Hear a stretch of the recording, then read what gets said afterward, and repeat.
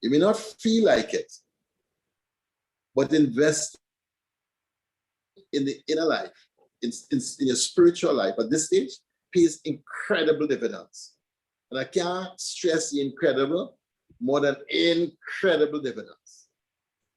There's the time when you make some small deposits for the spiritual life, and then dividends is 10 times factors, 20 times factors, 50 times factors, 100 times factors. It is incredible.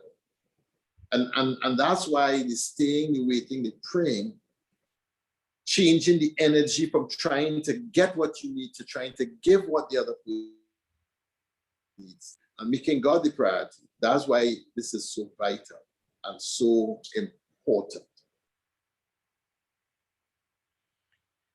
So you talked about Mary coming out of the Sabbath. You talked about the springing into action. The scripture says, early on the first day of the week, while it was still dark, Mary Magdalene went to the tomb and saw that the stone had been removed from the entrance.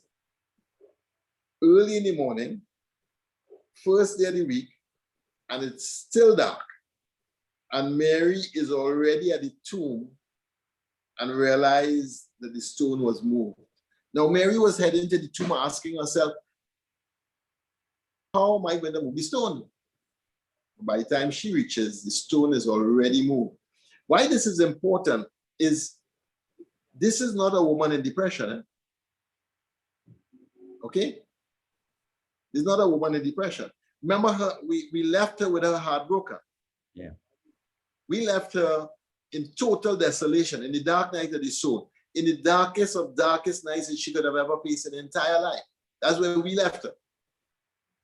She had a whole Friday night and a whole Sabbath day.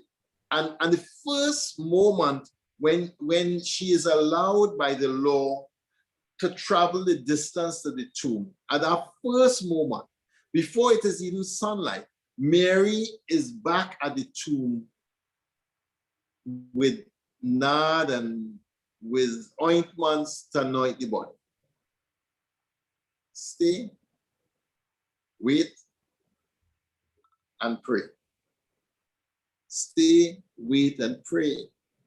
So when the tomb and she saw the stone had been moved, that was a thing. You know, it's interesting that St. John has Mary alone going to the tomb. Yes. That's why I love this woman. Because in some of the others, it's several of them going to the tomb. Correct. But in the face of disillusionment, with all hope that is dashed, with her heart broken into a million pieces, she still goes to the tomb as she possibly can. So there is a duty in her, but there is also the devotion still. There is the hope, but she cannot let go of her attachment to the human Jesus. And that's where the drama is.